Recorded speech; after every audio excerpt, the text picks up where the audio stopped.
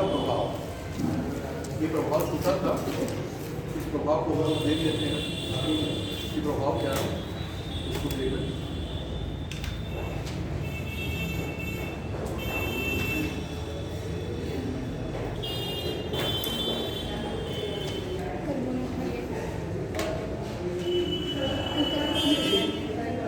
सुधार का प्रभाव जो है उसमें लिख लीजिए। प्रशासनिक मशीनरी में व्याप्त भ्रष्टाचार, प्रशासनिक मशीनरी में व्याप्त भ्रष्टाचार, मशीनरी में व्याप्त भ्रष्टाचार, हाँ प्रशासनिक मशीनरी में व्याप्त भ्रष्टाचार,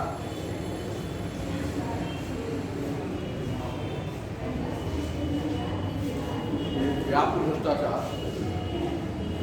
बड़े भूस्वामियों और जमींदारों, बड़े भूस्वामियों व जमींदारों, बड़े भूस्वामियों व जमींदारों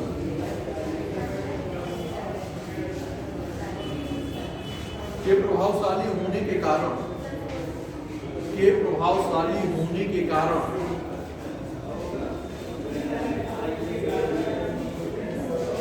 भूमि सुधारों का सफल क्रियान्वयन, भूमि सुधारों का सफल क्रियान्वयन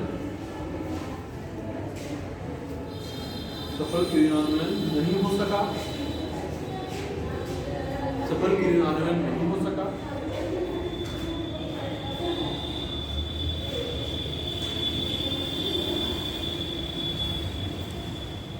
अगला, कुछ वर्गों को प्रभावी लाभ अवश्य हुआ, कुछ वर्गों को प्रभावी लाभ अवश्य हुआ, प्रभावी लाभ अवश्य हुआ।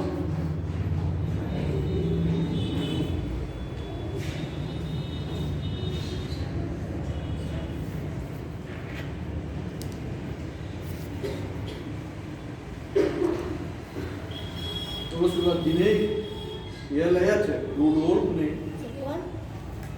जिन्हें एलएच रूडोल्फ ने, एलएच रूडोल्फ ने, रूडोल्फ, रूडो लिखे आधा लाभ आधो रूडोल्फ ने बैल पूंजीपति वर्ग में रखा। बैल पूंजीपति मतलब बुलक कैपिटल है ना, बैल पूंजीपति वर्ग में रखा।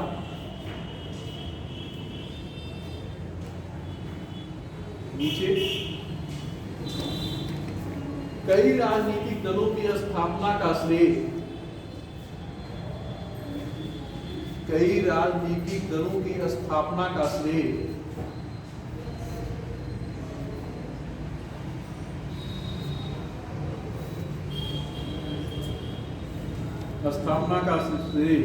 भूमि सुधार को दिया जाता है, भूमि सुधार को दिया जाता है।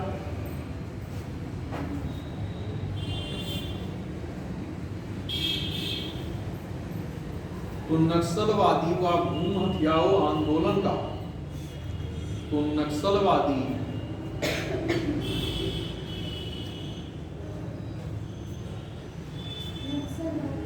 व भूमि हथियाओं आंदोलन का भी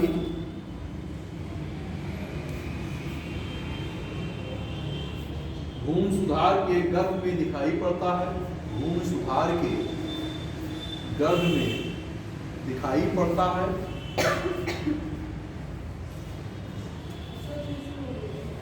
भूमि सुधार के गर्भ में दिखाई पड़ता है।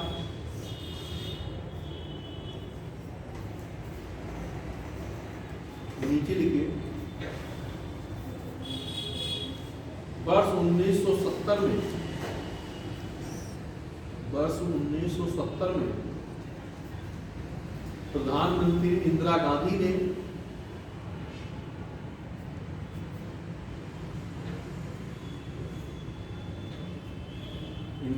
ने कहा कि देहांत में असंतोष की वजह, देहांत में असंतोष की वजह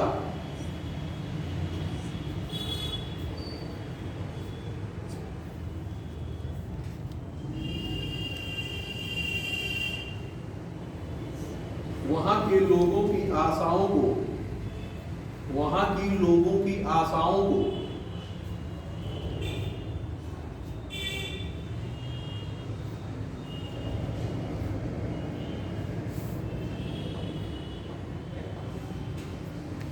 पूरा करने में भूमि सुधारों की विफलता रही। आशाओं को पूरा करने में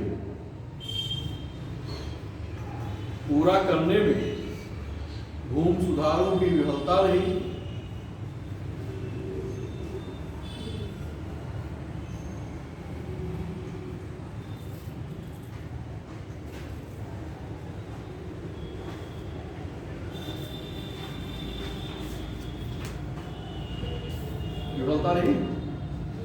ये कुछ आपके जो है प्रभाव थे कि जिसकी वजह से ये चीजें कंप्लीट नहीं हो पाई। समस्या ये थी कि भूमि सुधार किया गया, लेकिन उसमें कुछ चीजें ऐसी रह गई कि जो पूर्ण रूप से समाप्त नहीं की जा सकती। तो इन्हीं सारी कारणों से ये चीजें नहीं, तो इसका प्रभाव आपने देखा किया गया। सर ये एलेक्स रिडोल्फ क्या है? एलेक्स नाम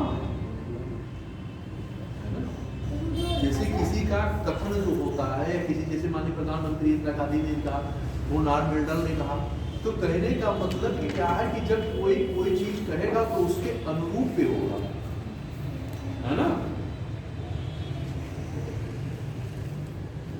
उन्होंने ये कहा कि ये जब रोड ने जो कहा कि ये बैल पूंजीपति है ना, मुल्क कैपिटलिस्ट से उन्होंने इसको जोड़ा, तो वही चीजें जो है जैसे जितने राइटर होते हैं कुछ ना कुछ क्या करेंगे, नाम देंगे, वोट देंगे, है ना, तभी तो अंतर होगा। नहीं अगर सब एक ही नाम देंगे तो फिर राइटरों का मतलब ही क्या, कैसे आप पहचान पाओगे किसने क्या कहा। सबके कहने में कुछ ना कुछ तो अंतर होगा सिद्धांतों में, जितने सिद्धांत देंगे मिलता जुलता सबका होगा, लेकिन कुछ ना कुछ अंतर का सिद्धांत में होंगे, तभी ये स्पष्ट हो जाएगा कि हाँ ये इनका सिद्धांत है, ये इनका सिद्धांत है। और अगर सभी लोग एक ही कह देंगे तो सिद्धांत देने का मतलब ही क्या रहेगा, कोई मतलब ही नहीं। इसका मतलब कि सर्वसम्मत से वो चीजें स्वीकार कर ली गई, सभी लोगों ने उसे स्वीकार कर लिया। अब आपका अगला टॉपिक है सुरक्षा से जुड़ा मुद्दा। अब उत्तर प्रदेश में सुरक्षा से जुड़े मुद्दे भी होंगे, है ना, कि सुरक्षा व्यवस्था क्या होनी चाहिए, तो इन बिंदुओं पे हम लोग देखेंगे। अब जैसे मान लीजिए उग्रवाद, हिंसा। अब उग्रवाद है तो इसका विकास कैसे होगा, किन आधारों पे होगा, और उसका जो है किन किन तत्वों पर प्रभाव पड़ेगा, किन रूपों में पड़ेगा। तो ये सारी चीज जैसे आपने वहाँ जो है मॉडर्न इंडिया में पढ़ा, उदारवादी उग्रवादी पढ़ के आए हो, है ना, कि वहाँ नरमपंथी क्या थे, उग्रवादी क्या थे, उनकी विचारधारा क्या थी, उनका उद्देश्य क्या था। तो उग्र का मतलब ही जैसा कि नाम से ही स्पष्ट होता है ना, जैसा कि नाम से ही स्पष्ट होता है कि उग्र, जैसे ये होता है ना कि किसी भी छोटी छोटी बातों पे उग्र हो जा रहे हैं, है ना, गुस्सा कर ले रहे हैं, लड़ाई करने के लिए आगे उससे बढ़ जा रहे हैं। तो कहने का मतलब कि ये सारी विचारधारा क्या धीरे धीरे बढ़ेगी, एकाएक तो आएगी नहीं। भाई कोई आदमी मान लीजिए आप लोग बातचीत कर रहे हो, एकाएक तो ऐसा तो नहीं है कि धीरे धीरे बहस में बदल जाएगी, लड़ाई झगड़े परिवर्तित हो जाएगी, ऐसा तो होता नहीं। पहली चीजें क्या होती है, छोटी होती है, फिर धीरे धीरे उसका रूप क्या हो जाता है, बढ़ जाता है, और वो इतना बढ़ जाता है कि वो चीजें कहाँ बदल जाती हैं, मारपीट किसी घटना में बदल जाती है। होता है, ऐसे ही तो है, ऐसा थोड़ी है कि एकाएक कोई चीज उत्पन्न हो गई। तो केवल उसी आधार पे विचारों के बोलने के जो आपके अंदाज हैं या आइडियाज हैं, उन्हीं सारी चीजों से भी क्या हो जाती है, समस्याएं बढ़ जाती हैं। और झगड़े कैसे होते हैं, ऐसे ही तो है कहीं भी किसी भी जगह पे। तो झगड़ों का कोई ऐसा नहीं कि एकाएक बन रहा है, ये सामान्य छोटी छोटी चीजों पे बन जा रहा है, और उन्हीं के आधार पे चीजें आगे बढ़ जा रही हैं।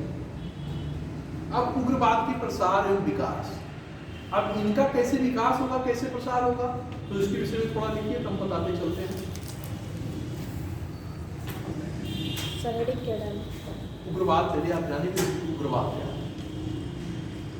थोड़ी चर्चा करेंगे केवल, बस उग्रवाद के विषय बता रहे हैं, उग्रवाद होता क्या है, उन चीजों से आप समझिए उग्रवाद क्या है। देखिए उग्रवाद का अर्थ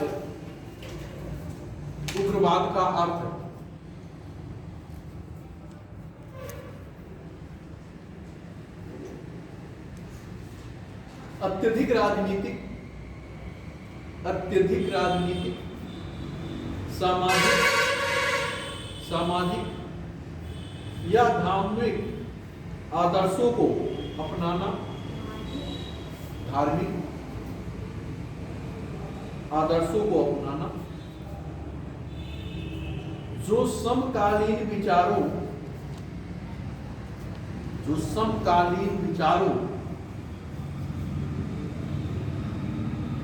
स्वतंत्रता की अभिव्यक्ति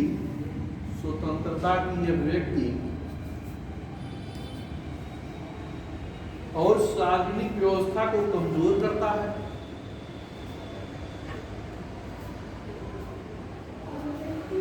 समकालीन विचारों और स्वतंत्रता की अभिव्यक्ति को और सार्वजनिक व्यवस्था को कमजोर करता है। अभिव्यक्ति की स्वतंत्रता और सार्वजनिक व्यवस्था को कमजोर करता है।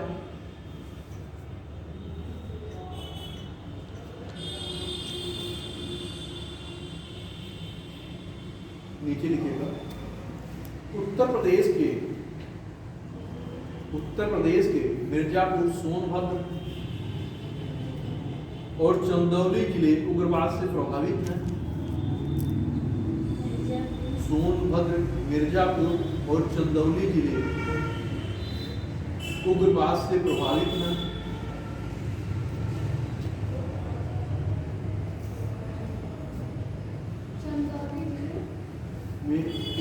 उग्रवाद से प्रभावित हैं।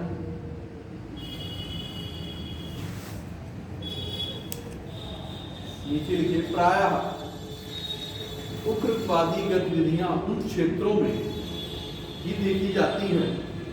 प्रायः उग्रवादी गतिविधियां उन क्षेत्रों में ही देखी जाती हैं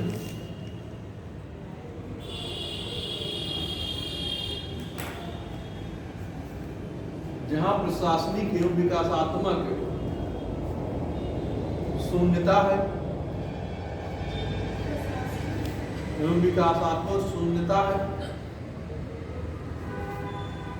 अब यहाँ इन बातों को समझ पा रहे हैं कि कहने का मतलब वहां प्रशासनिक गतिविधियों का कोई प्रभाव नहीं है और विकास भी नहीं है, तो उग्रवाद वहां क्या होगा, पनपेगा, उसके लिए ऊपर भी मिलेगी, है ना। और जहां होगा वहां क्या होगा, उनको खाद्य पानी पोषण वहां से नहीं मिलेगा। और जब उन चीजों का अभाव होगा तो उनको खाद्य पानी कहां से मिलेगा, उन्हीं क्षेत्रों से मिलेगा, उन्हीं स्थानों से मिलेगा। जब आपको विकास की धारा में जोड़ दिया जाएगा, आपको रोजी रोटी के साधन हो जाएंगे, आय के साधन नियमित रूप से आपको मिल जाएंगे, तो क्या आप हिंसा या उग्रवाद की गतिविधियों में लिप्त होंगे? नहीं, सामान्य सी बात है। और जहां इन चीजों का अभाव होगा वहीं पे तो इन चीजों की समस्याएं बढ़ेगी। बात समझ आ रही नहीं? तो सीधा सा मतलब है कि जब विकास की धारा जहां भी कहीं इस चीज का प्रभाव होगा, फैलेगा, तो चीजें क्या होगी, रचनात्मक रूप में होगी, रचनात्मक कार्यों में क्या होगी, नियोजित होगी वहां की पॉपुलेशन। और अगर नहीं होगा तो क्या होगा, वो विखंडात्मक एवं उग्रवादी या अन्य गतिविधियों या हिंसा की गतिविधियों में क्या होगी,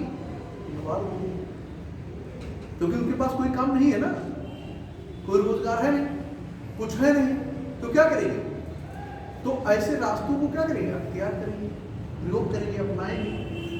और आपने ये देखा कि जहां ये सारी घटनाएं हो रही हैं, ऐसे ही लोग बन रहे हैं, ऐसा तो नहीं कि लोग एकाएक बन जा रहे हैं। और बहुत सारे व्यक्ति जो है अपनी परिस्थितियों से मजबूर होकर के इन कार्यों को अंजाम देते हैं। ऐसा नहीं कि कोई खुशी से दे रहा है, कोई गलत कारनाम या कोई गलत ऐसी सारी प्रक्रियाओं को ऐसे नहीं अपना लेता, खुशी से नहीं अपनाता, उसकी परिस्थिति, अपनी परिस्थितियों से विवश होकर, बाध्य होकर के ऐसे कार्यों में लिप्त हो जाता है। क्योंकि उसके पास क्या होता है, कोई विकल्प नहीं दिखता, और जब विकल्प नहीं दिखाई देता, वो उसका चुनाव नहीं कर पाता, तो वह अपने आप को क्या कर लेता है, सामंजस्य स्थापित करने जाता है, और वहां अपने आप को जोड़ लेता है और ऐसे कार्यों को अंजाम दे देता है, जबकि वो चाहता नहीं है कि हम ऐसा कार्य करें या ऐसी चीजें करें। लेकिन नहीं, कुछ ऐसी चीजें होती हैं कि जो आदमी को आगे बढ़ने के लिए मजबूर कर देती है। बात समझ आ रही है? जैसे अन्य हर व्यक्तियों के जीवन में ऐसी कुछ घटनाएं आती हैं कि कुछ लोग क्या करते हैं, अपने आप में नियंत्रण करके रोक ले जाते हैं। कुछ लोग क्या करते हैं, नहीं रोक पाते और चीजें क्या हो जाती है, होने के बाद पछतावा होता है कि ऐसी गतिविधियां मुझे नहीं करना चाहिए। तो वही चीजें क्या हो जाती है कि बुरी स्थितियों में मुझे या आम लोगों को या जो जनता को या ऐसी चीजों पहुंचा देती है। तो इनसे इन सारे तत्वों को कैसे प्रकट होगा, उसके लिए बहुत सारे कारण होते हैं। एक कारण पे आप डिसाइड नहीं कर सकते कि केवल एक ही कारण है कि उनके पास रोटी का विकल्प नहीं था इसलिए कर लिया। ऐसा नहीं कि केवल रोटी के लिए कर लिया, और भी सारे विकल्प है। रोटी के लिए आप बहुत सारे विकल्प में कर सकते थे, किसी दुकान पे काम कर सकते थे, मजदूरी कर सकते थे, कहीं कोई काम हो उसमें आप व्यापार हो सकते थे, किसी की कोई मदद कर देते हो सकता उससे भी आपको कुछ मिल जाता। तो कहने का मतलब कि बहुत सारी ऐसी चीजें होती हैं कि आप चाहते हुए भी कुछ लोग करते हैं और कुछ ना चाहते हुए भी उन चीजों में क्या हो जाते हैं, सम्मिलित हो जाते हैं। जैसा कि आपको अगल बगल देखने मिल जाता होगा कि वो ऐसा नहीं करना चाहते थे, लेकिन नहीं वो कर दिया और फिर उसी से क्या हो जाती है, स्थितियां बहुत विषम परिस्थितियों में आप पहुंच जाते हैं या लोग पहुंच जाते हैं। तो ये कुछ चीजें उग्रवाद से संबंधित कि कैसे कैसे इनका जो है विकास होगा, कैसे बढ़ेंगे, किन विचारधाराओं किन किन तत्वों से। तो इन सारी चीजों पे आपने देखा कि इन्हीं तत्वों के आधार पे ये आगे बढ़ रहे हैं। अब जैसे आप देखोगे कि आदिवासियों को अगर उनके क्षेत्र से हटाया जाता है तो उनको क्या लगता है, असुरक्षा की भावना कि कहीं ऐसा ना हो कि हम यहाँ से हटाए जा रहे हैं तो हमारा जो बना हुआ है, जो हमारी पहचान है, जो हमारे आय के स्रोत हैं, वो चीजें क्या हो जाएगी, खत्म हो जाएगा। जब वन संरक्षण अधिनियम कानून लागू किया गया 1980 में, तो उनको क्या लगा कि मेरे अधिकार का हनन हुआ। उनको ये लगेगा कि जो वन पे अभी तक हम लोग अपना जो है कमाते थे, खाते थे, वहां से रोजगार, आय, लकड़ी पकड़ी, खाना पीना की सारी व्यवस्था वहां से करते थे। अब उनको ये लग रहा है, लगेगा कि कहीं ऐसा ना हो कि ये चीजें मुझसे छीन जाए और उन चीजों पे मेरा नियंत्रण ना रह जाए। होता है ना, पर्यावरण में भी पढ़ा होगा, पर्यावरण में भी ये चीजें बताई गई होंगी।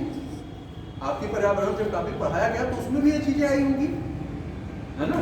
तो वहां भी ये समस्या आई, और जबकि उन्हें क्या है, समाज की मुख्य धारा से जोड़ने का प्रयास किया जा रहा है कि वहां भी शिक्षा का स्तर बढ़े, स्वास्थ्य का स्तर बढ़े, विकास के कार्यों में उनकी भागीदारी की जाए, नौकरी में भी उनका जो है क्या हो, भागीदारी बढ़े, उनको आरक्षण भी दिया जा रहा है कि जिससे क्या हो रहा है कि वो इन चीजों में बढ़ चढ़ करके हिस्सा लें, पार्टिसिपेट करें। और अगर वो बढ़ चढ़ के कुछ लोग वहां से आएंगे तो उसका प्रभाव क्या होगा, अन्य लोगों पर भी पड़ेगा। जैसा कि आप देख लो कि ISPCS में भी उनका चयन हो रहा है, अन्य सेवाओं में भी चयन हो रहा है। तो कहने का मतलब कि जब धीरे धीरे क्या होगा, जैसे आपने देखा होगा कि शिक्षा के सिद्धांत में फिल्ट्रेशन थ्योरी में निकाल के आई थी कि शिक्षा का स्तर क्या होगा, कुछ लोग करेंगे फिर नीचे छन छन कर धीरे धीरे जो निचले स्तर पे वहां तक पहुंचेगी। बात समझ आ रही है। तो उसी आधार पर एकाएक ऐसा नहीं कि पूरे समाज को, सभी वर्ग को एक ही साथ सारी चीजें प्रोवाइड कर दी जाएंगी, प्रदान कर दी जाएंगी, संभव भी नहीं है, हो भी नहीं सकता। धीरे धीरे चीजें पहुंचेगी, और जब पहुंचेगी तो वहां भी लोग क्या होगा, जागरूक। जैसे पहले की आप आज के 20 साल 25 साल पहले तो आप देखिए और आज के देखिए तो अंतर आया नहीं आया, हर चरण पे अंतर आया है। पहले लोग किस स्थिति में रहते थे, किस प्रकार का उनका जीवन स्तर था, किस प्रकार की सूचनाएं लोगों को सूचना ही नहीं मिल पाती थी। आज क्या है, आप बैठे हैं, नेट ऑन किया, देखा, चीजें तुरंत आपके पास, सूचनाएं क्या हो गई, चीजें आसान हो गई। स्वास्थ्य व्यवस्था से संबंधित किसी चीज की समस्या है, आपने देखा हाँ यहाँ पे ये सुविधाएं हैं, उपलब्ध है, आप वहां पहुंच गए। शिक्षा पे आपने देखा कि आप शिक्षा का वही क्या हो रहा है, ऑनलाइन के माध्यम से जुड़ के चीजों को जान ले रहे हैं, होता है ना। तो चीजें क्या हो गई, आपको सुविधाएं मिलने लगी, और जब सुविधाएं मिलने लगी तो विकास की गति भी क्या होगी, बढ़ेगी। और इससे क्या होगा, सभी पर प्रभावित होंगे, सभी को लाभ होगा, केवल एक पर प्रभावित नहीं होगा कि केवल एक को ही मिलेगा। ऐसा तो है नहीं कि केवल एक आदमी चला रहा है केवल उसी के पास सूचना जाएगी। भाई जो सूचनाएं आएगी सबके लिए जाएगी ना, जो विभागों में जो व्यवस्थाएं बनाई जाएगी, जो योजना जनता के लिए बनाई जाएगी, उससे एक आदमी तो लाभान्वित नहीं होगा ना, सभी लोगों की। अब ऐसा तो है नहीं कि आप कहीं मान लीजिए डॉक्टर को दिखाने गए, सरकारी डॉक्टर मान लीजिए है हॉस्पिटल में, अब उसमें केवल आपका इलाज होगा, दूसरे लोग जाएंगे तो कहेगा नहीं हम आपको नहीं देखेंगे, ऐसा तो नहीं होता ना।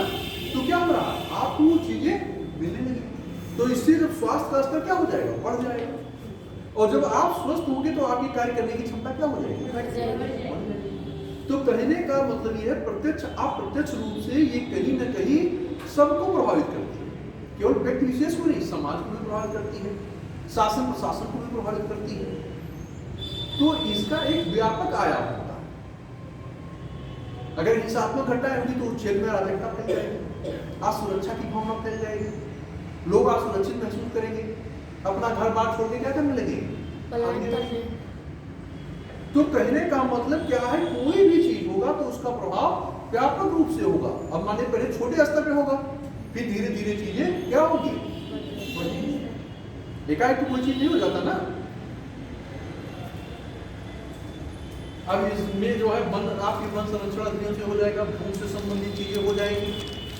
जैसे नक्सलवाद ही जब पनपा तो किससे हुआ था, भूमि संबंधित ही चीजों से शुरू हुआ था। अभी मैंने दिखाया भी है 1967 में पश्चिम बंगाल के नक्सलवाड़ी इलाके से जो है नक्सलवाद का और जो है साधु कान्याल लक्ष्मीकान्याल के नेतृत्व में हुआ था। लेकिन आज क्या है, वो अपना दंश अपना प्रसार क्या कर लिया, व्यापक स्तर पर कर लिया। एक छोटे से क्षेत्र से हुआ था ना, लेकिन आज बड़े पैमाने पर फैल गया, कई राज्यों में फैल गया। नहीं पहले क्या था, पश्चिम बंगाल का सीमित था, और किसके खिलाफ हुआ था, शोषण के खिलाफ हुआ था। धीरे धीरे पैर पसारते हुए कई राज्यों में फैल गए, तो समस्याएं खड़ी हो गई ना। ऐसा तो नहीं हुआ कि केवल एक के लिए समस्या खड़ी हुई, अब उन क्षेत्रों से संबंधित जितने लोग हैं सबसे संबंधित हो गए। बात समझ आ रही है। फिर क्या होगा कि मान लीजिए ऐसी चीज होगी तो मूलभूत सुविधाओं में कमी आएगी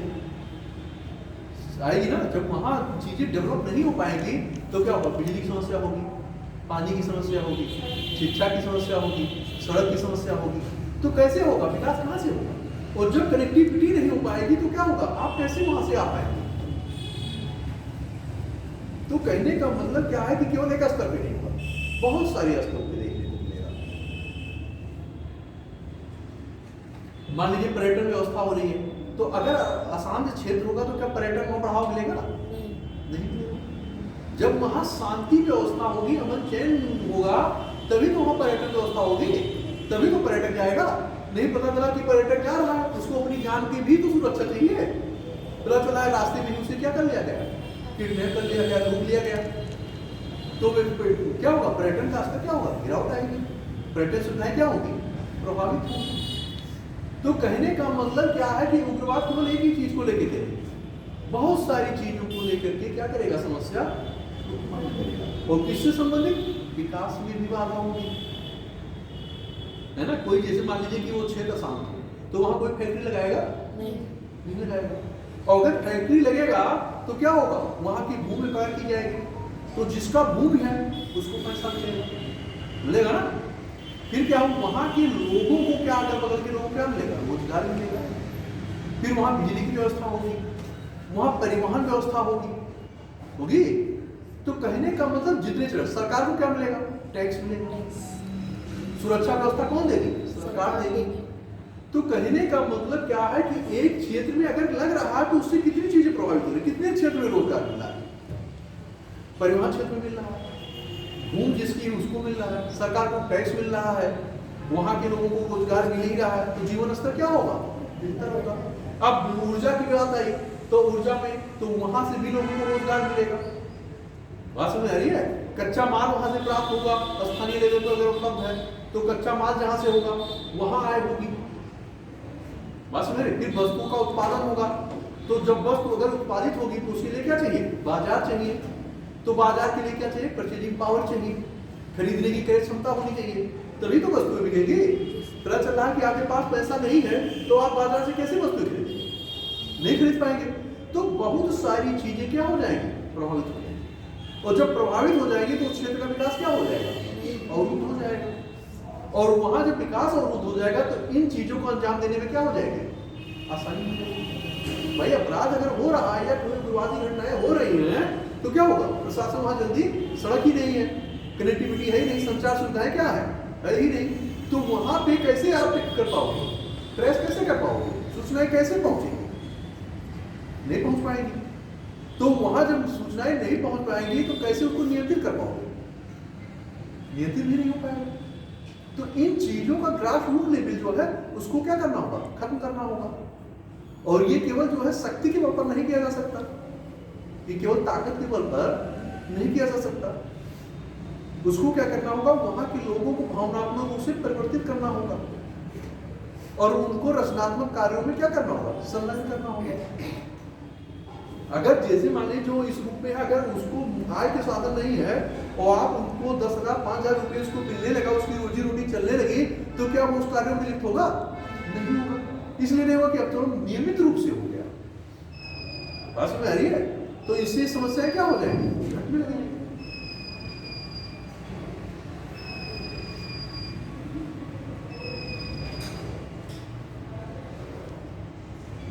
अब उन क्षेत्रों से क्या होगा? विस्थापन की समस्या हो जाएगी, लोग वहां से प्लान करने लगेंगे। अगर वहां सुरक्षा की भावना है तो क्या हो जाएगा? प्लान की चीजें आ जाएगी, पुनर्स्थापन की समस्या आ जाएगी। अब वहां से लोग भागेंगे तो उनके लिए पुनर्स्थापित कहीं करना पड़ेगा ना। तो सरकार के ऊपर क्या होगा? अधिभार बढ़ेगा कि ये भाई खर्चा लगेगा ना भाई। कहीं अगर जनसंख्या प्लान कर रही है दूसरी जगह दूसरे क्षेत्र में स्थापित हो रही है तो उसकी व्यवस्था करनी पड़ेगी ना भाई। उसको खाना पानी बिजली दवा दर्पण ये सब कैसे मिलेगा? कहाँ से मिलेगा? कौन देगा? सरकार की जिम्मेदारी होती है कि सरकार उन सारी व्यवस्थाओं को क्या करे? उपलब्ध कराए। ये कुछ आपकी जो है उग्रवाद से संबंधित ये सारी चीजें जो है इन मुद्दों से संबंधित चीजें बनी।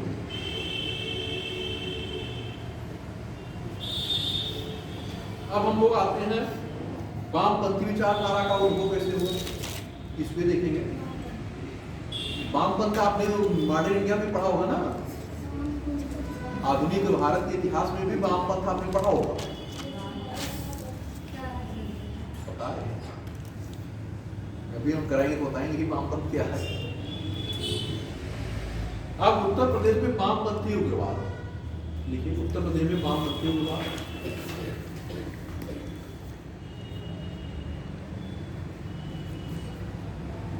प्रसार के कारण।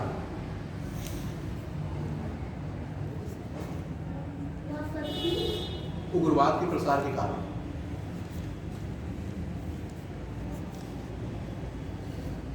अब इसका अगर प्रसार हो रहा तो समाधान क्या होगा? समाधान राज्य स्तर पर राज्य सरकार और केंद्र सरकार दोनों स्तर पर किया जाएगा, है ना? तो अभी उसको भी हम समाधान पे भी देखेंगे। पहले इसके प्रसार के कारण देखेंगे कैसे कैसे बढ़ रहे हैं। तो पहले थोड़ा देख लीजिए वामपंथ क्या होता है, तो संबंधित वामपंथी उग्रवादी संगठन वे समूह हैं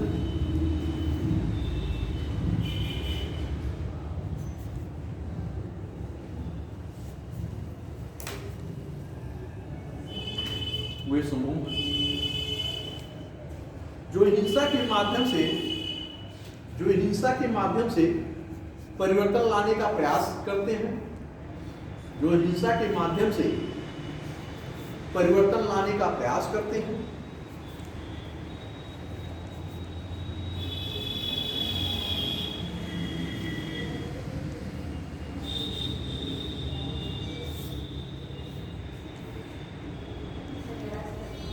अब आप देखिए, अब वामपंथी जो विचारधारा के लोग हैं वो क्या करेंगे? वामपंथी जो उग्रवाद है वो क्या करेंगे? हिंसा के माध्यम से इसमें परिवर्तन लाएंगे। जो व्यवस्था है, जो उस समय की व्यवस्था है, उस व्यवस्था में क्या करेंगे? परिवर्तन लाएंगे। और किसके माध्यम से? हिंसा के माध्यम से। ये नहीं कि आसानी से या सामान्य सरल प्रक्रिया को अपना करके कि जिससे किसी को क्षति न पहुंचे, इसका प्रयोग बल का है ना, हिंसक गतिविधियां करेंगे और उससे करके क्या कर देंगे? व्यवस्था को परिवर्तित कर देंगे। तो इससे लिए समस्या उत्पन्न हो जाएगी, नहीं हो जाएगी? हो जाएगी ना। तो आगे देखिए नीचे, उत्तर प्रदेश के सोनभद्र, मिर्जापुर, चंदौली जिले वामपंथ उग्रवाद से प्रभावित हैं। वामपंथ उग्रवाद से प्रभावित हैं सोनभद्र, मिर्जापुर, चंदौली जिले वामपंथ उग्रवाद से प्रभावित हैं।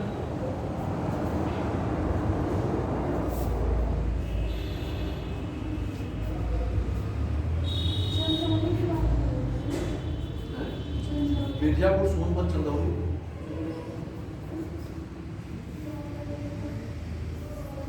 जिले वामपंथ उग्रवाद से प्रभावित हैं।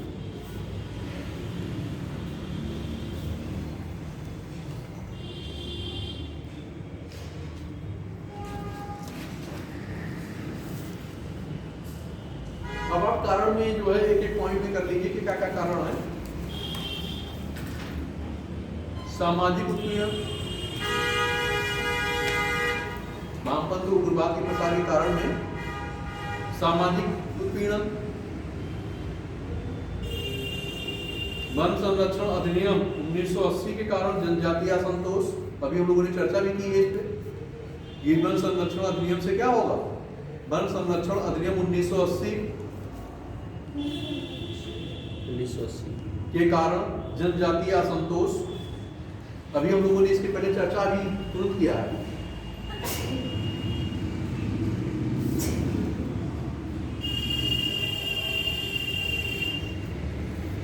आजीविका, अगला आजीविका, संसाधनों की कमी, उसी में बढ़ते हुए लिखते रहेगा। संसाधनों की कमी, अगला बेरोजगारी,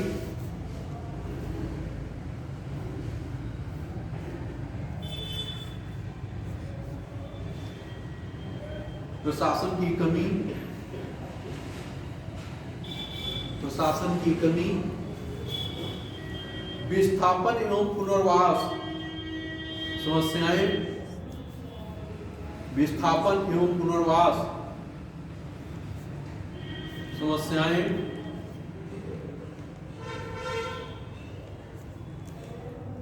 अगला लोगों का माओवादियों के लिए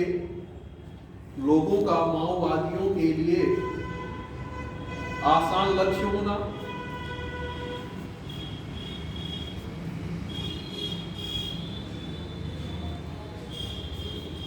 ये कुछ आपके कारण हैं कि जो ये इन गतिविधियों के कारण क्या हो रहे हैं, प्रसार हो रहा है। अब इसमें देखिए प्रशासन की भी कमी है। भाई प्रशासन इसको क्या कर पा रहा है? नियंत्रित नहीं कर पा रहा है, तो प्रशासन की कमी हुई। अब वहां उस क्षेत्र से लोग का क्या होगा? पलायन का सुरक्षा के लिए क्या करेंगे? वहां से भगेंगे, विस्थापित होंगे, किसी दूसरे क्षेत्र में जाएंगे, तो वहां पुनर्विकास की व्यवस्था होगी, है ना, कि कैसे किया जाए, उनको कैसे स्थापित किया जाए, उनका पुनर्वास कैसे किया जाए, ये समस्या उत्पन्न हो जाएगी। तो किसके सामने उत्पन्न हो जाएगी? सरकार के सामने उत्पन्न हो जाएगी। तो सरकार के ऊपर क्या होगा? आर्थिक अधिभार बढ़ेगा, है ना। जो पैसा लगना था कहीं विकास के कार्य में, अब क्या हो गया? वो चीजें यहाँ लग जाएंगी, तो विकास की गतिविधि क्या हो गई? प्रभावित हो गई। ये एक समस्या जो है, ये ज्वलंत जो समस्या जो वहाँ समस्याएं हो रही हैं, इन्हीं की वजह से समस्या उत्पन्न हुई है। नए लोग जी खा रहे थे, अपने घर में पड़े थे, तो कोई अपना घर आसानी से छोड़ना चाहता है? उसे तो छोड़ना नहीं चाहता। लेकिन जब उसके जीने का ये भी आता है कि जीवन भी नहीं जी पाएंगे, रह भी नहीं पाएंगे, हमेशा सुरक्षा है, कब क्या हो जाए, तो उस स्थिति में क्या होगा? आदमी कहेगा चलो भाई जहाँ सुरक्षित हो वहाँ भाग चलते हैं, छोड़ो ये सारी चीजें, जब जीवन ही नहीं होगा तो आके ही क्या करेंगे? भाई बहुत सारी चीजें आपकी प्रॉपर्टी, सारी चीजें हो, अगर आपके जीवन को खतरा होगा तो आप वहाँ रुकेंगे? कोई नहीं रुकेगा। हर इंसान क्या करेगा? सुरक्षित स्थान ढूंढेगा कि चलो वहाँ चलते हैं। बाकी बाद में जब स्थितियाँ बेहतर होगी तो देखेंगे, क्योंकि जो जिसके नाम हो तो कोई ले नहीं पाएगा। ठीक है, आज है, कुछ दिन बाद मिलेगा, नहीं होगा प्रशासन सरकार दिलाएगी। तो कहने का मतलब ये है कि कहीं ना कहीं ये चीजें क्या होंगी, दिक्कतें पैदा करेगी, समस्या पैदा करेगी, और उसके लिए समाधान आप क्या करेगी? राज्य सरकार राज्य स्तर पर करेगी, केंद्र सरकार केंद्र के स्तर पर करेगी। तो आगे लिखिए।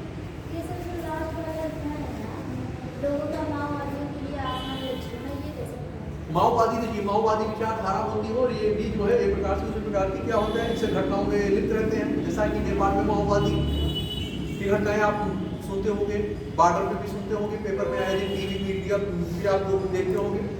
तो ये भी क्या होता है कि घटनाएं कर रही है, माओवादी भी क्या कर रहे हैं, हिंसा के रास्ते को अपना हथियार करके। सरकार आप तो यहाँ पर भी नेपाल में जो है सरकार की स्थापना में भी उनका योगदान हो रहा है। नेपाल में आपने देखा होगा कि माओवादी भी क्या हो रहे हैं, चुनाव लड़ रहे हैं, देखा कि नहीं देखा? तो कहने का मतलब क्या हो रहा है कि ये सारी चीजें क्या होंगी, इनका आधार भी बढ़ रहा है। भाई जो इनके फॉलोअर है, इनके लोग अधिक होंगे, इनका समूह बढ़ेगा तो क्या होगा? तो ये क्या करेंगे? उसमें पार्टिसिपेट की भागीदारी भी करेंगे, अपनी पार्टी बनाएंगे और फिर वहां से क्या होंगे? निर्वाचित होने लगेंगे। बात समझ आ रही है? भाई जब इनका बाहुल्य हो जाएगा तो उन क्षेत्रों से क्या होगा?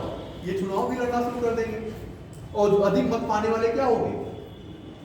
चुने जाएंगे। तो अगर इनकी राजनीतिक गतिविधियां भी बढ़ गई तो क्या हो जाएगा? समस्याएं और होगी। तो ये क्या करेंगे? अपने अनुसार क्या करेंगे? सरकार का गठन करने में भागीदारी निभाएंगे। बात समझ आ रही है? तो कहने का मतलब कहीं ना कहीं चीजें एक ही स्तर पे नहीं होगी, बहुत सारे स्तर पे। आगे लिखिए। वामपंथी उग्रवाद को नियंत्रित करने के लिए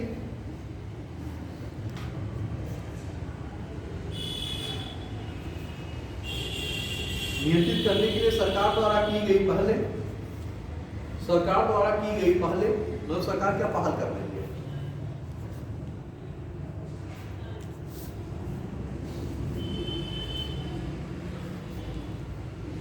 अब ये सरकार क्या करेगी? कुछ फोर्सों का गठन करेगी, है ना? तभी तो नियंत्रित होगा। तो लिखिए उत्तर प्रदेश एटीएस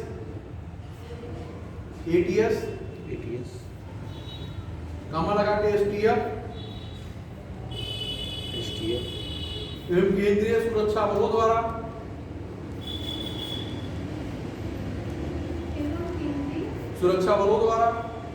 कठोर कार्रवाई। अब ये सब जो गठन किए जाएंगे, इनके द्वारा क्या किया जाएगा?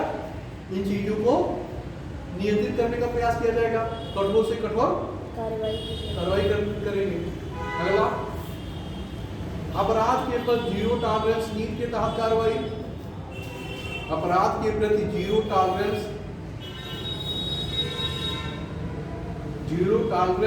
के तहत कार्रवाई।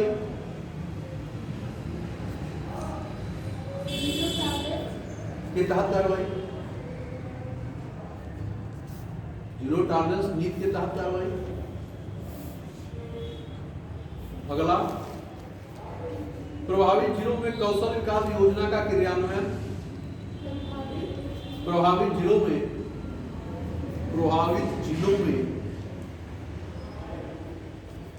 कौशल विकास योजना का क्रियान्वयन।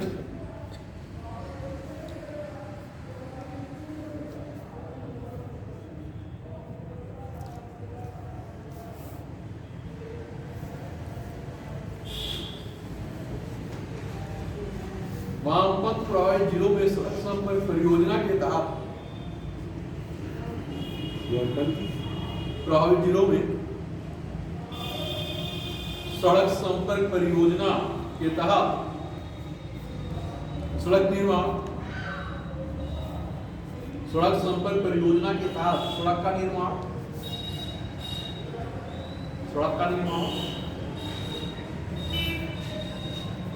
अगला, प्रभावित जिलों में एकलव्य मॉडल आवासीय विद्यालय का संचालन। एकलव्य मॉडल आवासीय विद्यालय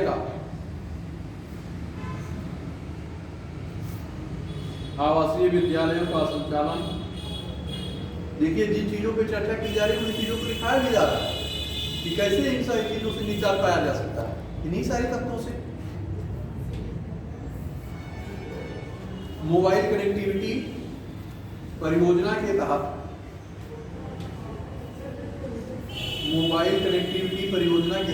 जब संचार नेटवर्क में होगा कैसे काम होगा? कनेक्टिविटी परियोजना के तहत उत्तर प्रदेश के वामपंथ प्रभावित जिलों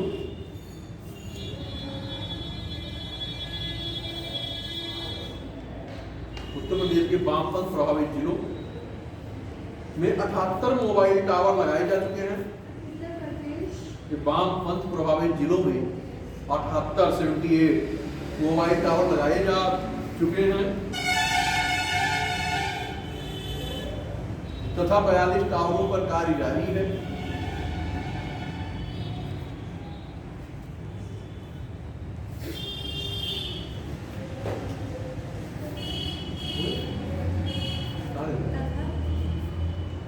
बयालीस टावरों पर कार्य जारी है। 42 टावरों पर कार्य जारी है। अगला, सोनभद्र चंदौली जिलों में, सोनभद्र चंदौली जिलों में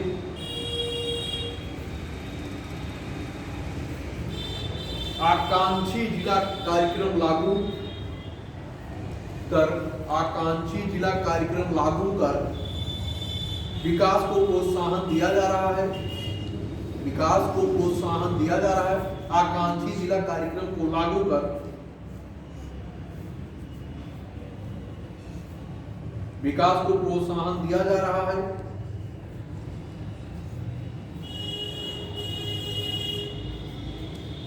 विभिन्न स्तरों पर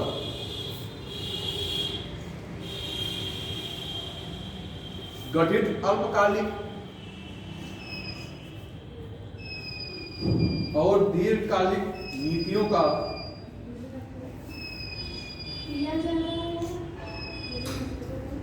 आकांक्षी जिला कार्यक्रम लागू कर विकास को प्रोत्साहन दिया जा रहा है।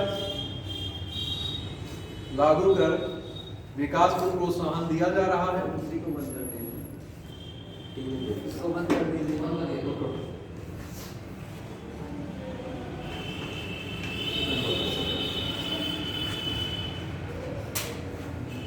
विकास को प्रोत्साहन दिया जा रहा है।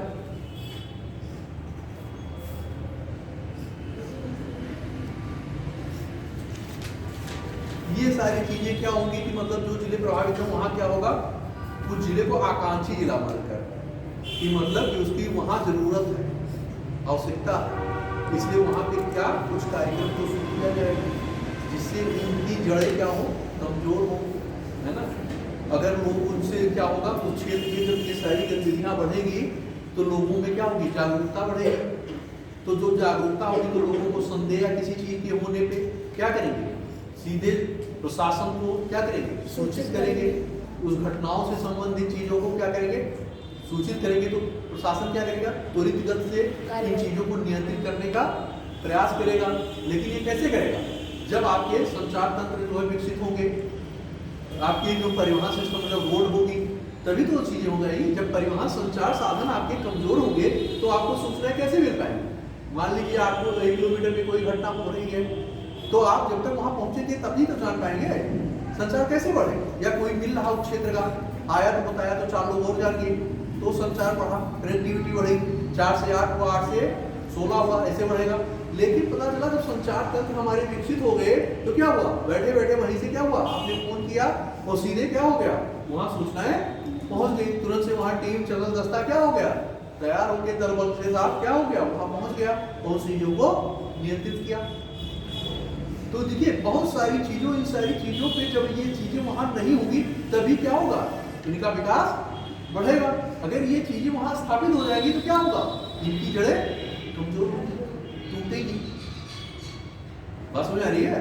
ये किसी भी घटना, किसी भी चीजों पे जब आप मूल्यांकन करोगे तो इन सारे तत्वों को महत्व रखा जाएगा, क्योंकि यही सारी चीजें क्या है, उसकी आधार होती है, उसका आधार बनेगा तभी वो चीजें हो पाएंगी।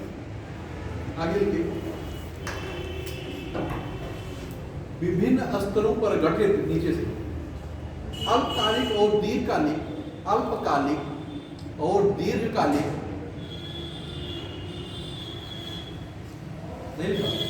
विभिन्न स्तरों पर गठित अल्पकालिक और दीर्घकालिक नीतियों का संकलन, नीतियों का संकलन, समाधान रणनीति को लागू करना, समाधान रणनीति को लागू करना। भाई उस समस्या का समाधान कैसे होगा, करना पड़ेगा ना।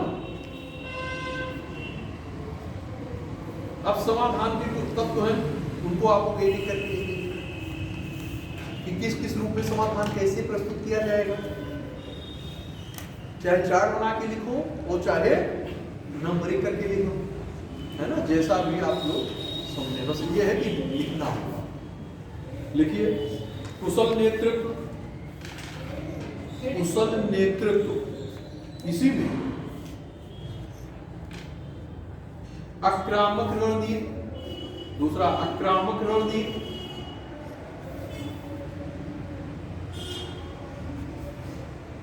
प्रेरणा एवं प्रशिक्षण, प्रेरणा एवं प्रशिक्षण,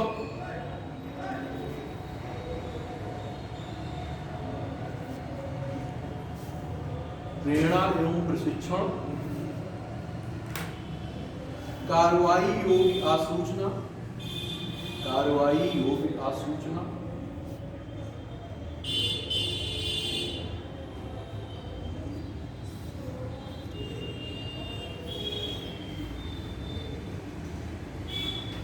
वित्त पोषण को प्रतिबंधित करना, वित्त पोषण को प्रतिबंधित करना,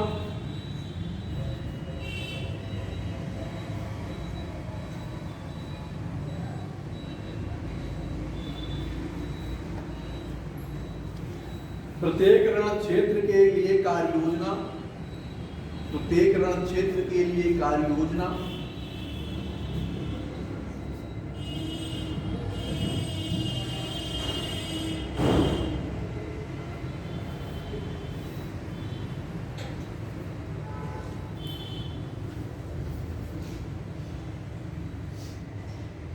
ये कुछ आपकी जरूरत तक समझ जिनके आधारों पर इन चीजों को किया जाए। अब लिखिए, केंद्र सरकार एवं उत्तर प्रदेश सरकार, केंद्र सरकार एवं उत्तर प्रदेश सरकार, उसी में नीचे से केंद्र सरकार एवं उत्तर प्रदेश सरकार के संयुक्त प्रयासों के परिणाम स्वरूप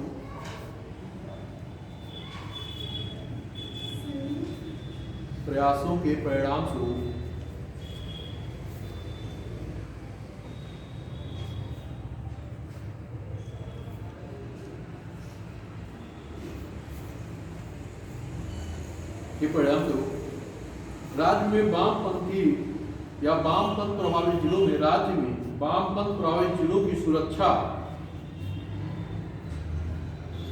वामपंथ जिलों में सुरक्षा की स्थिति में,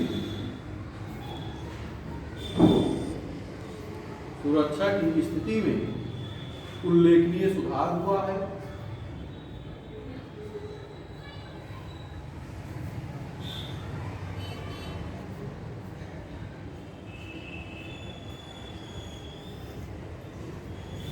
इस प्रकार ये सारी चीजें आपकी कि वामपंथ को बर्बाद कैसे हुआ, सरकार के द्वारा क्या चीजें की जा रही हैं, उसके समाधान के लिए किन किन चीजों की जरूरत होगी, उन सारी चीजों को आपने देखा। अब ये होगा अगला कि राज्य की आंतरिक सुरक्षा।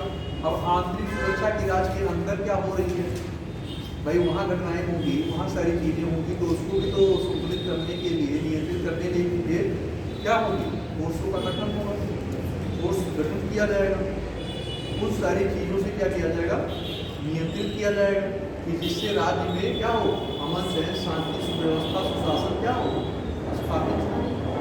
अगर जो सुशासन नहीं स्थापित, सुशासन चलिए आप लोग पढ़ के आए हो, सुशासन क्या है, अच्छा शासन, गुड गवर्नेंस, तो ये सारी चीजें जब आंतरिक असुरक्षा की भावना रहेगी तो कैसे होगा, नहीं हो पाएगा। तो पहले आंतरिक रूप से क्या होगा, सुरक्षित होना पड़ेगा, तो उसके लिए भी कुछ व्यवस्था करनी पड़ेगी सरकार को, कि जिससे कि राज्य के भीतर किसी प्रकार की अराजकता की घटनाएं न होने पाए। और इस प्रकार की अगर चीजों को नियंत्रित नहीं कर पाए तो क्षेत्र पर क्षेत्र क्या होगा, चीजें बढ़ती जाएंगी, और जब बढ़ती जाएंगी तो घटनाएं क्या होगी, एक क्षेत्र से दूसरे, दूसरे तीसरा, और जब ये अपना पैर पसारना बहुत तेजी से कर देंगे तो नियंत्रित कर पाना भी क्या होगा, मुश्किल हो जाएगा। जैसे जितना ही इनका विकास होगा, जितना ही इनका प्रसार होगा, जितने ही क्षेत्र में फैलेंगे, उतना ही स्थितियां क्या हो जाएगी, नियंत्रण से बाहर होगी, और जितना ही इनका क्षेत्र सीमित होगा उतना ही क्या होगा, स्थापित करने में शासन व्यवस्था को क्या होगी, आसानी होगी। भाषण में आ रही है। तो इनमें क्या क्या चीजें हो सकती हैं आंतरिक सुरक्षा में, उत्तर प्रदेश में आंतरिक सुरक्षा की समस्त चुनौतियां, आंतरिक सुरक्षा चुनौतियां।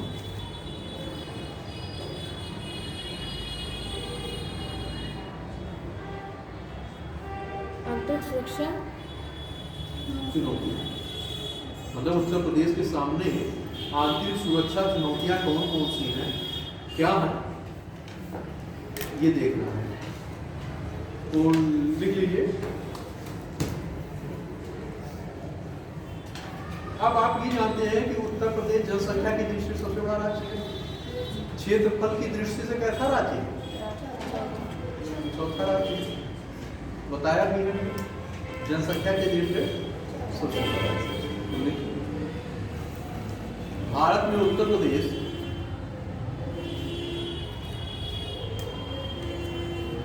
क्षेत्रफल की दृष्टि से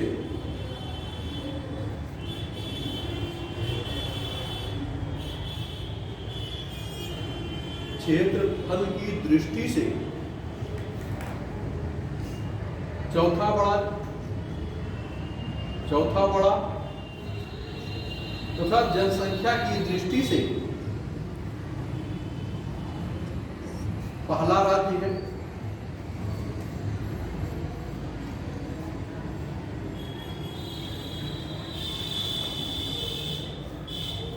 नीचे इतने बड़े क्षेत्र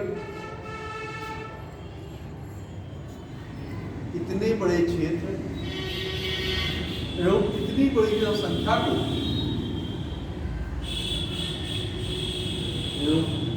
जनसंख्या को सुरक्षा मुहैया कराना एक चुनौतीपूर्ण कार्य है,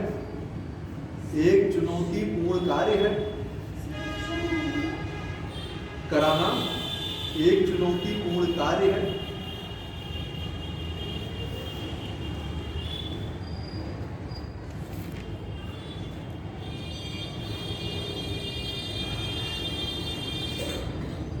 अब आप चुनौतियां लिख लीजिए।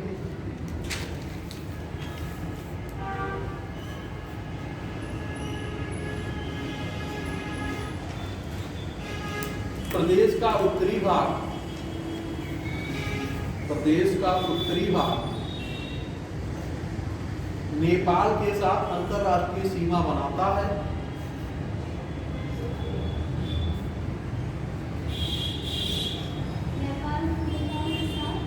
अंतरराष्ट्रीय सीमा बनाता है, लगता ही है सीमा ना।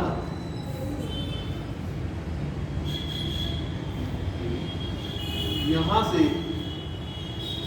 से प्रदेश में सीमा पारी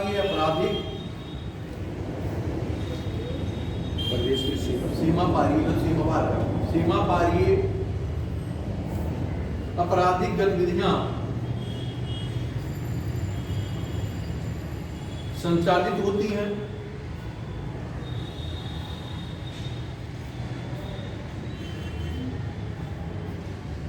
नीचे यहां पर चीन एवं पाकिस्तान द्वारा समर्थित आतंकवादी उग्रवादी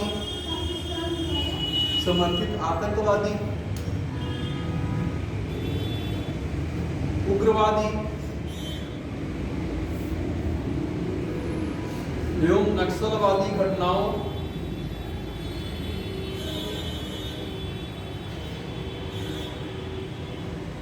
के घटित होने की संभावना अधिक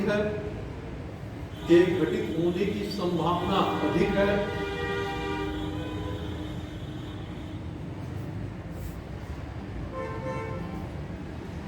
जब राज्य या कोई क्षेत्र जब विदेशी अंतरराष्ट्रीय सीमा संलग्न करेगा तो वहां से क्या होगा, एक सीमा को पार कर दूसरी सीमा में क्या करेंगे लोग, और इसके माध्यम से क्या होगा, आपराधिक गतिविधियों को प्रश्रय मिलेगा।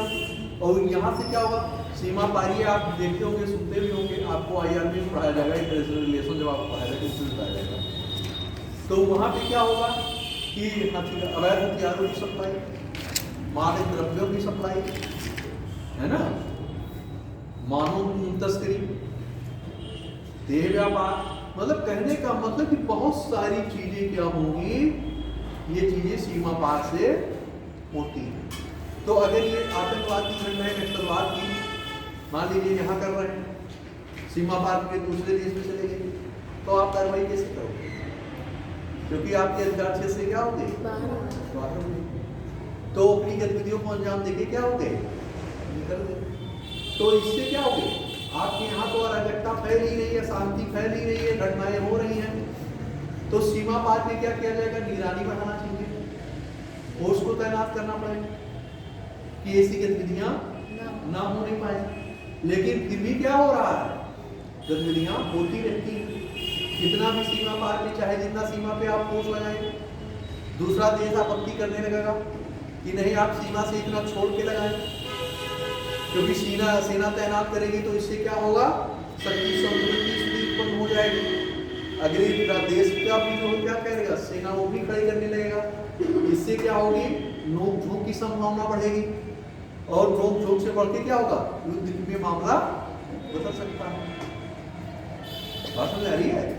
तो कहने का मतलब कि ये सारी चीजें क्या होगी, एक आंतरिक असुरक्षा, देश के आंतरिक मतलब भीतरी भागों में क्या होगा, इन गतिविधियों को अंजाम दिया जाएगा। दूसरे देश क्या करेंगे, वो लोग क्या करेंगे, हथियार देंगे, धन देंगे, आपको मैप प्रोवाइड कराएंगे, रास्ता बताएंगे, मतलब सारी सुविधाएं क्या करेंगे, वो प्रोवाइड करेंगे। तो जब प्रोवाइड करेंगे तो उनको क्या हो रहा है, खाद्य पानी मिल रहा है, हथियार मिल रहा है, पैसा मिल रहा है, इसी बहाने मादक द्रव्यों की तस्करी भी हो रही है। तो कहने का मतलब ये सारी गतिविधियां क्या करेगी, जिस क्षेत्र में होगी उस क्षेत्र की शांति व्यवस्था सुरक्षा को क्या कर देगी, प्रभावित कर देगी। बात समझ आ रही है? आगे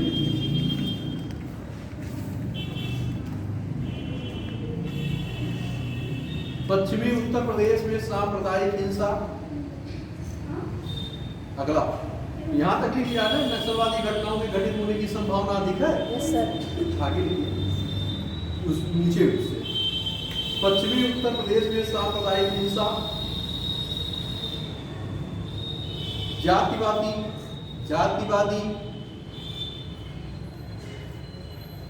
जातिवादी और निर्जातीय संघर्ष की घटनाएं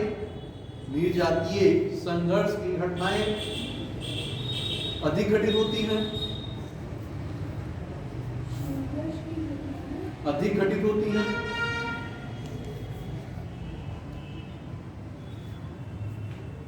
अगला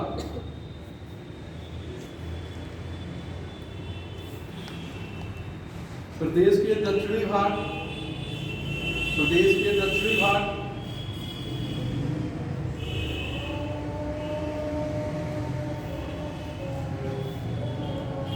ब्रैकेट में बुंदेलखंड क्षेत्र,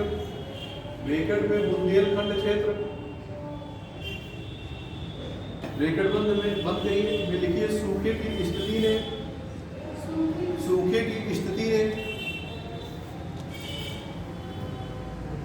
आर्थिक असमानता,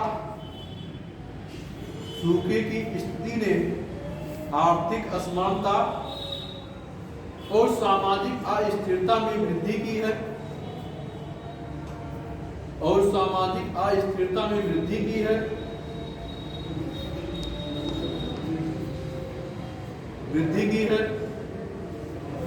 जिससे गरीबी और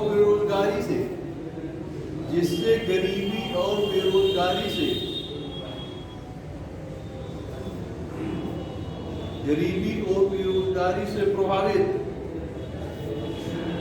युवा एवं नागरिक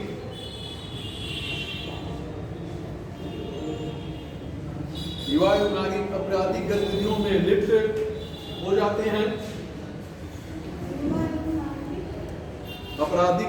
में लिप्त हो जाते हैं,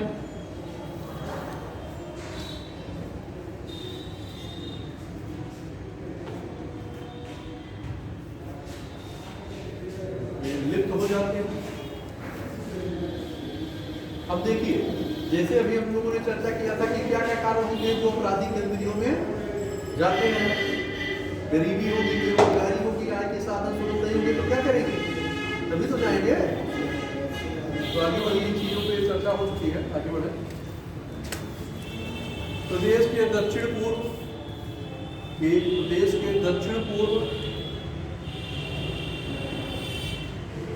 क्षेत्र के सोनभद्र, दक्षिण पूर्व क्षेत्र के सोनभद्र, मिर्जापुर,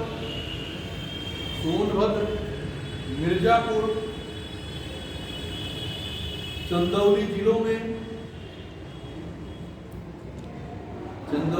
में नक्सलवाद की घटनाओं का घटित होना,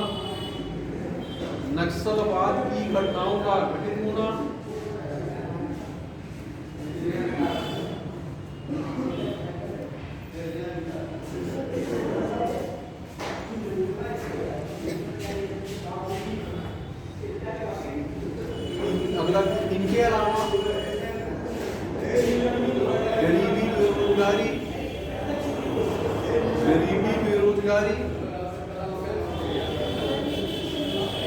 धीमा औद्योगिक विकास, गरीबी बेरोजगारी एवं धीमा औद्योगिक विकास, प्रवासन मतलब एक क्षेत्र से दूसरे क्षेत्र, प्रवासन,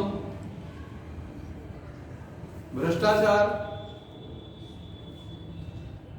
आदि समस्याओं ने भी आंतरिक सुरक्षा के समक्ष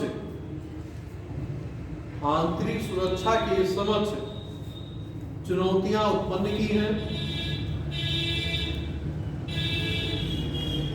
आंतरिक सुरक्षा के समक्ष चुनौतियां उत्पन्न की हैं।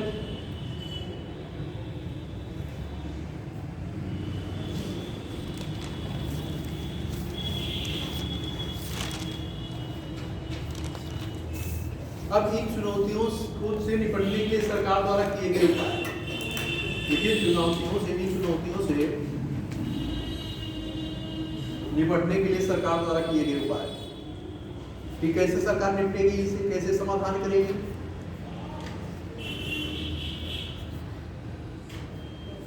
भाई आंतरिक असुरक्षा आपने देख लिया कि इसके कारणों से हो रहा, अब सरकार इसके लिए प्रयास करेगी ना कि ये समस्याएं क्या हो, खत्म।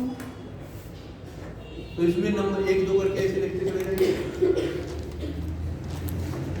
अपराधियों एवं माफियाओं का दमन,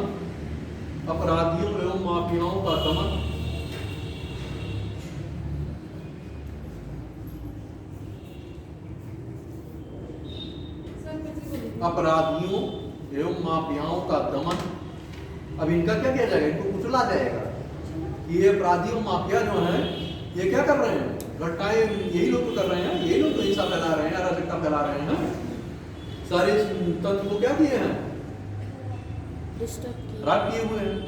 वहाँ के लोगों के अगल बगल के जो वहाँ की जनसंख्या उसको प्रभावित किए हैं। वो भी बेचारा क्या कर रहा है, सुख से जीने खाने नहीं पा रहा है ना, अपने घर सुख से रह नहीं पा रहा है। तो कहने का मतलब ये सारी समस्याएं क्या हो रही, बढ़ेगी। और जब इनके ऊपर कार्रवाई की जाएगी तो क्या होगा, टूटेगा वो, है ना। अगला देखिए, गैंगस्टर अधिनियम का क्रियान्वयन, सुनते होंगे ना, हमारे गैंगस्टर उनके ऊपर लग गया, सुनते हैं नहीं सुनते, अधिनियम का क्रियान्वयन।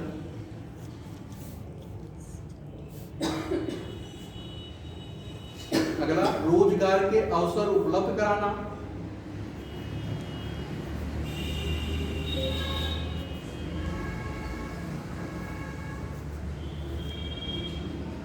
जैसे मनरेगा, रोजगार मेला आदि।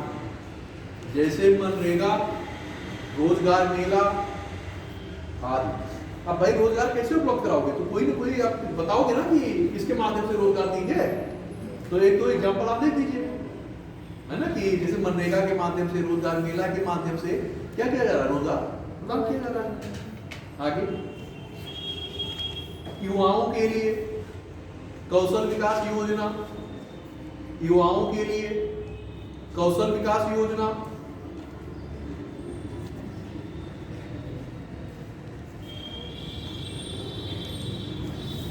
आगे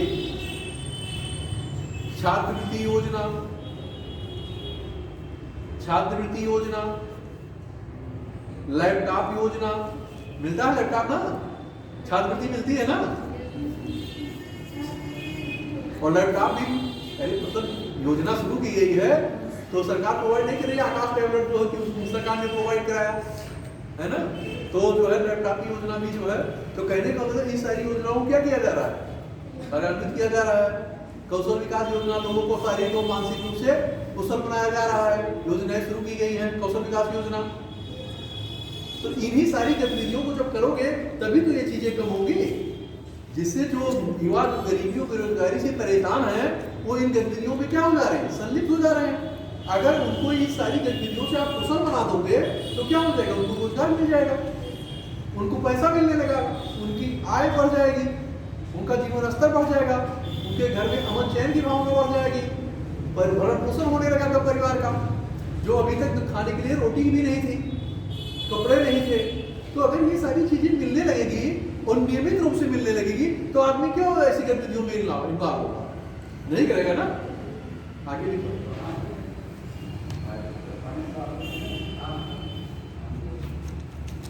यूपी कोका कानून का प्रवर्तन, यूपी कोका कानून का प्रवर्तन, कोका कानून का प्रवर्तन, अपराध के प्रति जीरो टॉलरेंस नीति, अपराध के प्रति जीरो टॉलरेंस नीति, जीरो टॉलरेंस की नीति,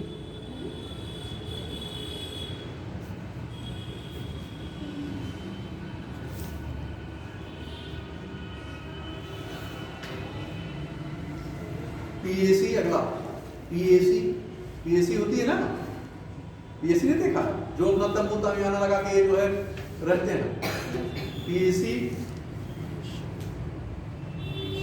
UPSTF, STF special task force का गठन हुआ है ना, एवं केंद्रीय सुरक्षा बलों की तैनाती, केंद्रीय सुरक्षा बलों की तैनाती,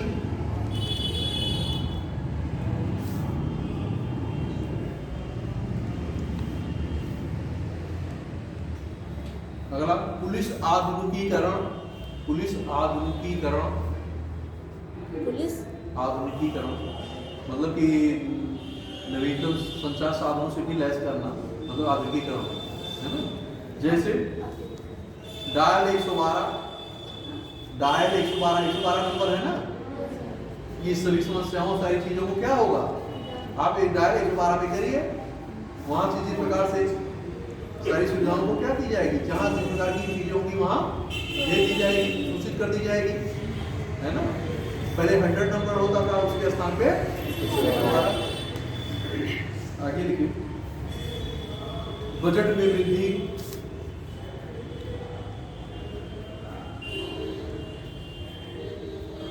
बजट में वृद्धि, भाई बजट में वृद्धि होगी तो क्या होगा, विकास के लिए कार्य अधिक होंगे। अब इसको लास्ट में हम कंक्लूजन करेंगे, लिखेंगे। उत्तर प्रदेश सरकार द्वारा सभी क्षेत्रों एवं सभी वर्ग के लोगों को, सभी क्षेत्रों एवं सभी वर्ग के लोगों को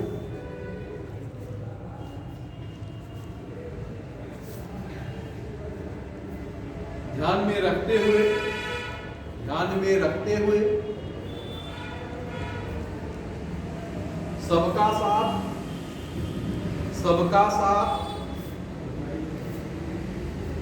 सबका साथ, सबका विकास, सबका विश्वास दृष्टिकोण से कार्य किया जा रहा है, ये दृष्टिकोण से कार्य किया जा रहा है तथा उत्तर प्रदेश अपनी आंतरिक सुरक्षा चुनौतियों से, तथा उत्तर प्रदेश अपनी आंतरिक सुरक्षा चुनौतियों से निपटते हुए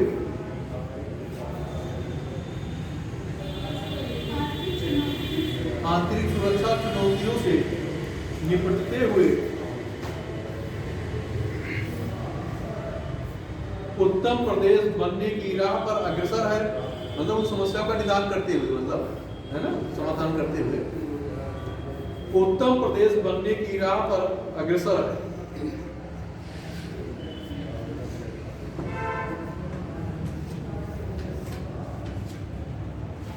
अब ये आपने कंप्लीट होता है कि आपने देखा कि आंतरिक सुरक्षा कैसे होगी, समाधान क्या होगा, किन किन चीजों से जो है आंतरिक समस्याएं उत्पन्न हो रही हैं। और आप ये हमेशा अपने ध्यान में रखिए कि इसके सारे कारण क्या होते हैं कि बेसिक आवश्यकताओं की कमी। अगर ये चीजें होगी तो आदमी क्या होगा, उस क्षेत्र में शांति व्यवस्था नहीं रह पाएगी। भाई लोग क्या हो रहा है, युवा, आपने देखा कि युवा क्या हो रहा है, युवा और नागरिक किस तरफ बढ़ रहे हैं, आपराधिक गतिविधियों की तरफ बढ़ रहे हैं। किन कारणों से बढ़ रहे हैं, गरीबी और बेरोजगारी के कारण बढ़ रहे हैं। अगर उनको इन चीजों से निजात मिल जाए, निजात कर दी जाए, इनका गरीबी से उन्हें मुक्त कर दिया जाए, गरीबी उनकी समाप्त हो जाए, तो क्या वो कार्यों में हो जाएंगे, नहीं जाएंगे। बेरोजगारी, उनकी बेरोजगारी खत्म हो जाए, वहाँ संचार व्यवस्थाएं स्थापित हो जाए, सड़क स्थापित हो जाए, शिक्षा की व्यवस्था स्थापित कर दी जाए, स्वास्थ्य की व्यवस्था स्थापित कर दी जाए, तो ये सारी समस्याएं क्या हो जाएंगी, समाप्त हो जाएगी, कम हो जाएगी, बहुत कम हो जाएगी, नाम मात्र रह जाएगी। तो वहाँ सरकार को भी इन सारी चीजों को करने के लिए क्या करना पड़ेगा, कम बल का प्रयोग करना पड़ेगा, कम संसाधनों का व्यय करना पड़ेगा। बात समझ रही है। और उत्तम प्रदेश तभी बनेगा कि इन सारे क्षेत्रों में क्या होगा, अमन चैन की भावना होगा, आपराधिक गतिविधियां कम होगी। और अगर अपराध बढ़ रहे हैं तो उत्तर प्रदेश की परिधि में कैसे आओगे, नहीं आओगे ना। पता चला रोज हत्याएं हो रही हैं, रोज घटनाएं बढ़ रही हैं, रोज विश्व वाला हो रहा है। तो अगर ऐसी घटनाएं बढ़ती रहेंगी तो क्या हो जाएगा, असुरक्षा हर जगह दिखाई पड़ रही है। तो अगर इन सारी चीजों को सरकार नहीं कर पा रही है या नहीं हो पा रहा है तो क्या होगा, उत्तर प्रदेश कैसे बनेगा। अब सरकार इनके लिए क्या करेगी, फोर्स का गठन करेगी, उन क्षेत्रों में क्या जाते हैं उनकी जहां जांच पड़ताल करेगी, किन कारणों से वहां जाते समस्या उत्पन्न हो रही है, उन कारणों की पड़ताल करके उसका समाधान करने का प्रयास करेगी। अगर वो कारण समाप्त हो जाएंगे तो समस्या का समाधान खुद हो गया, अगर कारण नहीं है तो समस्या खत्म हो गई। और अगर वो कारण जीवित है तो समस्या क्या है, क्योंकि क्यों बनी हुई है। तो ये सारी चीजें इस बिंदु पे रहा, हमें लगता है कि ये सारी चीजें आप समझ गए हो, है ना। तो फिर हम लोग आगे मिलेंगे, कुछ चीजें अगर चर्चा करेंगे अगले टॉपिक पे हम लोग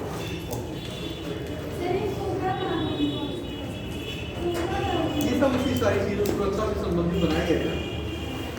ये जितनी सारी चीजें की गई हैं ये पूरी सुरक्षा से ही संबंधित है।